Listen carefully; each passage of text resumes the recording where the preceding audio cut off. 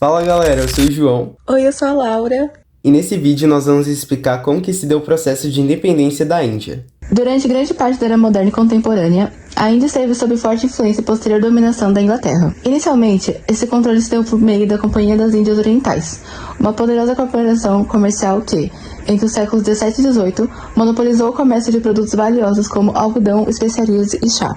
A partir da vitória britânica na Batalha de Pérsia em 1757 e da concessão de direitos de arrecadar impostos na região de Bengala em 1765, a companhia passou a exercer não apenas funções econômicas, mas também administrativas e políticas. Com o tempo, a relação entre os colonizadores britânicos e a população local tornou-se cada vez mais tensa, devido à exploração econômica, às tentativas de imposição de cultura ocidental e à repressão política.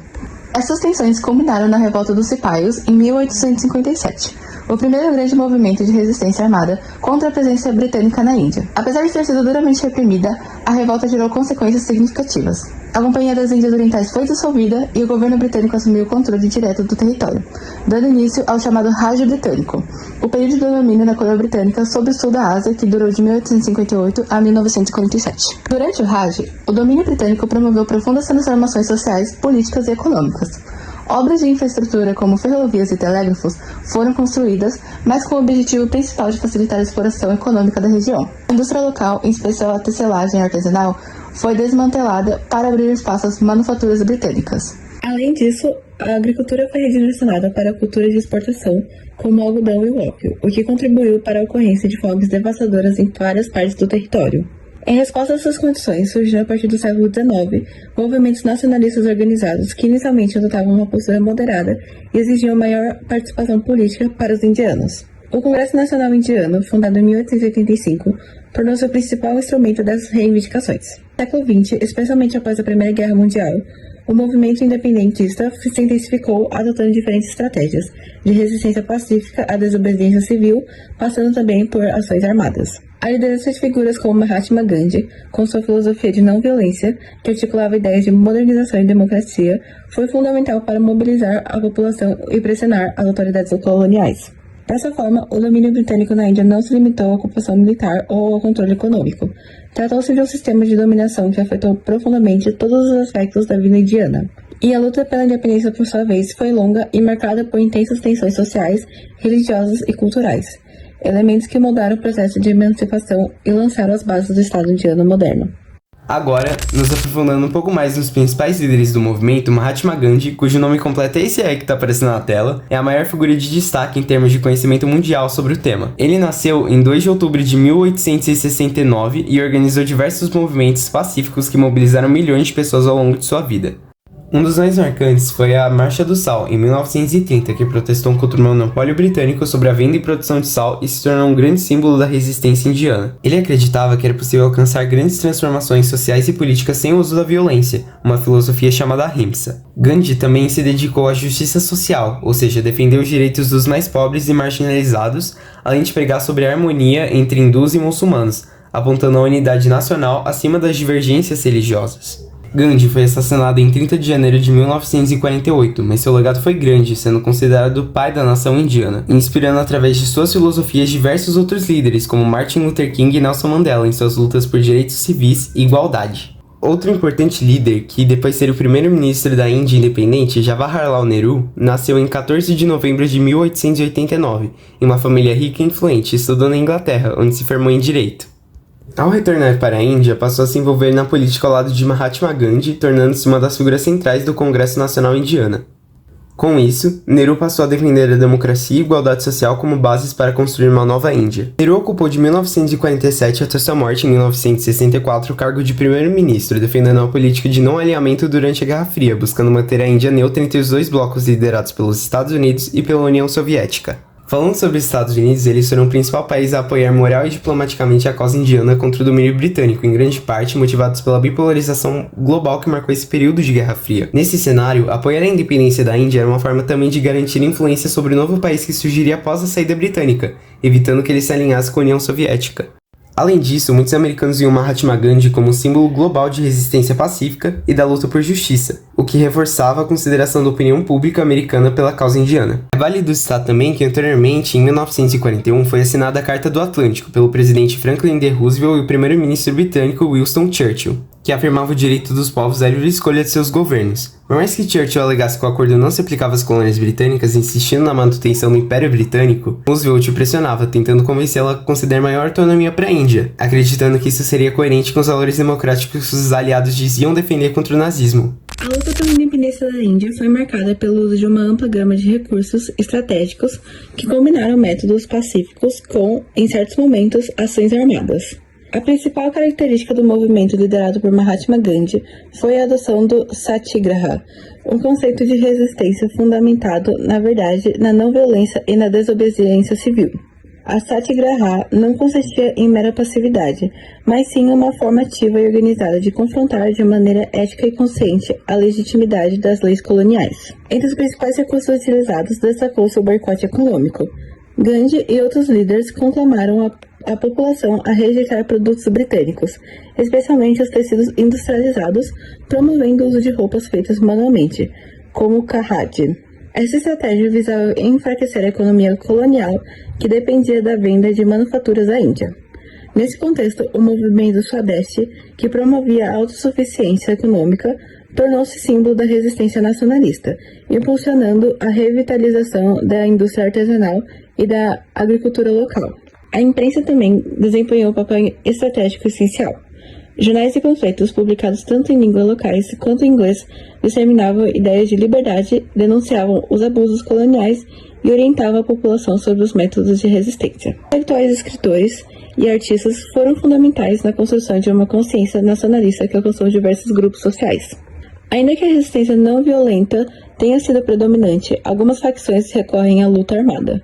A própria revolta dos cipaios, ainda no século XIX, já havia evidenciado a disposição de certos setores de sociedade indiana de enfrentar militarmente o domínio britânico.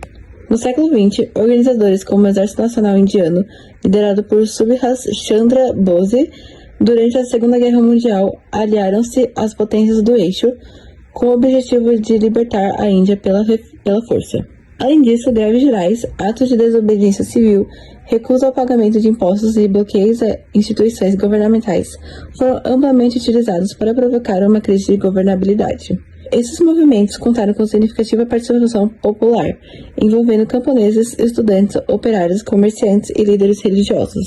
Outros recursos essenciais foram a construção de alianças políticas, tanto internas quanto externas.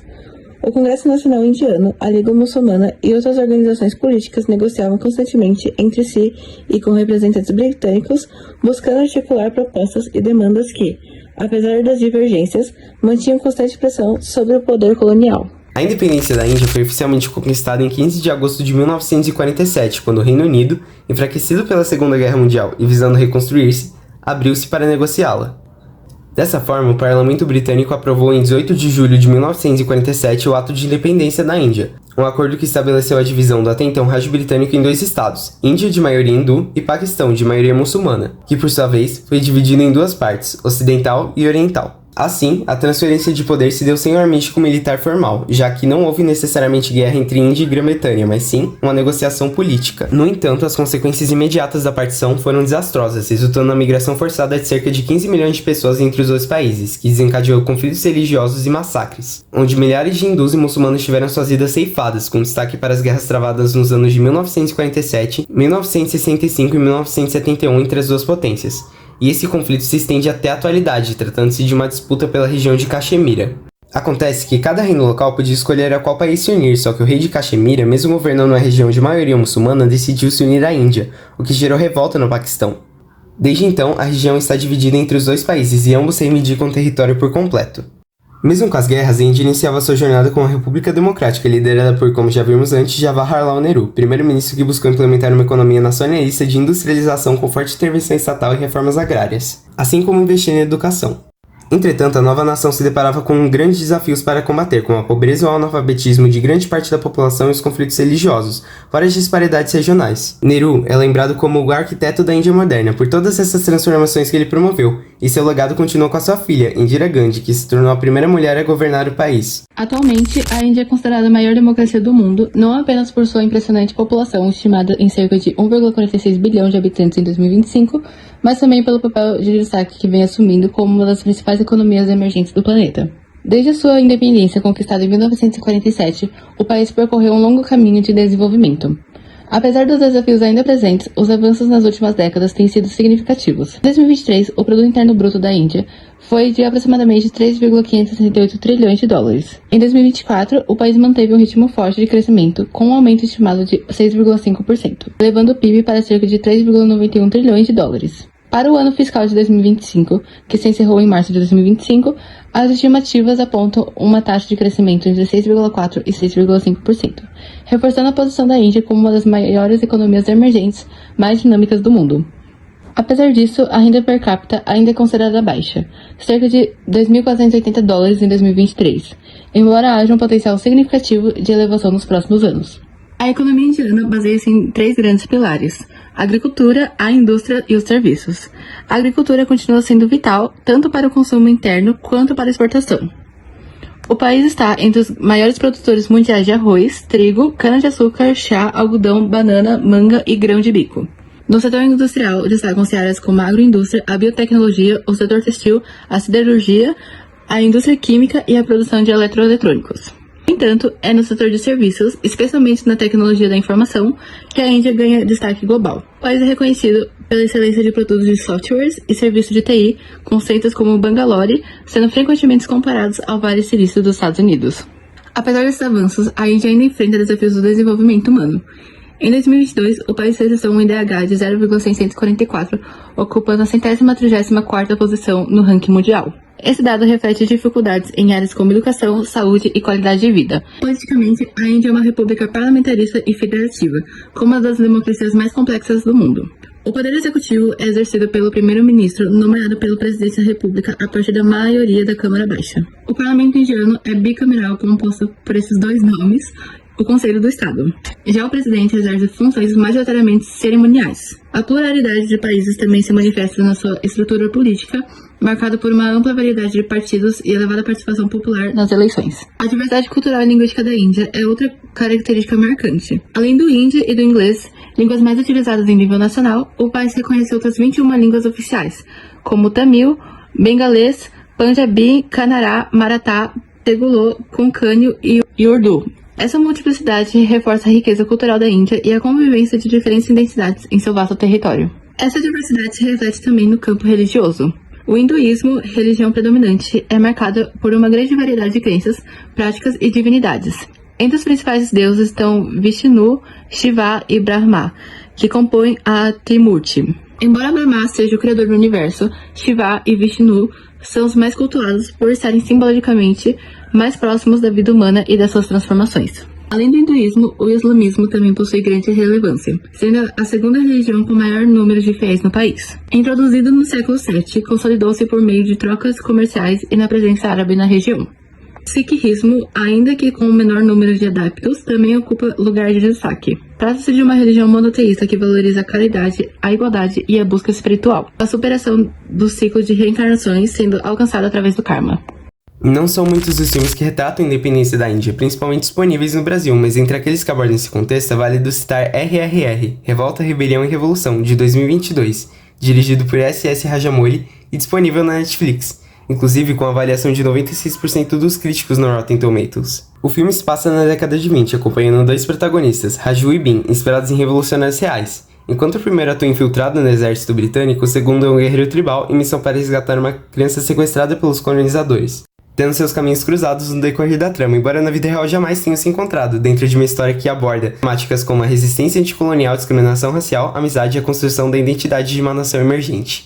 Outro filme mais antigo que aborda ainda melhor todo esse contexto da Índia caminhando para sua independência é Gandhi, de 1982, dirigido por Richard Attenborough, o John Hammond de Jurassic Park, com aprovação de 89% dos críticos no Rotten Tomatoes. O longa retrata a trajetória de Mahatma Gandhi, desde a sua juventude como advogado na África do Sul, onde começa a enfrentar as injustiças contra os indianos, até sua morte em 1948. Na obra, inclusive, são retratados os protestos, os boicotes a produtos ingleses e as marchas, como a famosa Marcha do Sal, além da tristeza de Gandhi ao ver o país dividido e os conflitos que surgiram após a criação do Paquistão. Então, depois de toda essa explicação, surge a pergunta: por que atualmente é tão importante ter conhecimento dos conflitos do século XX como a independência da Índia? A verdade é que essa compreensão corrobora para que desenvolvamos uma visão menos superficial e mais crítica sobre a realidade e os problemas atuais, uma vez que o mundo como o conhecemos hoje foi moldado por esses acontecimentos, que determinaram as fronteiras políticas dos sistemas de governo e as relações internacionais vigentes. Uma das coisas que podemos entender também ao aprender sobre esse passado são os impactos negativos que o imperialismo teve sobre as nações emergentes, como a exploração econômica, desigualdade social e a repressão cultural, e como isso influencia os debates de hoje sobre reparação histórica e justiça social. Além disso, olhando para todo esse processo, somos aprimorados para questionar as injustiças sociais e reconhecer a luta por direitos como processo histórico, que trabalhou para a promoção da democracia, a liberdade e a paz. Com isso, chegamos ao final desse vídeo e esperamos que o conteúdo tenha ficado claro e dinâmico para entendimento. Agradecemos por terem assistido até aqui e até a próxima!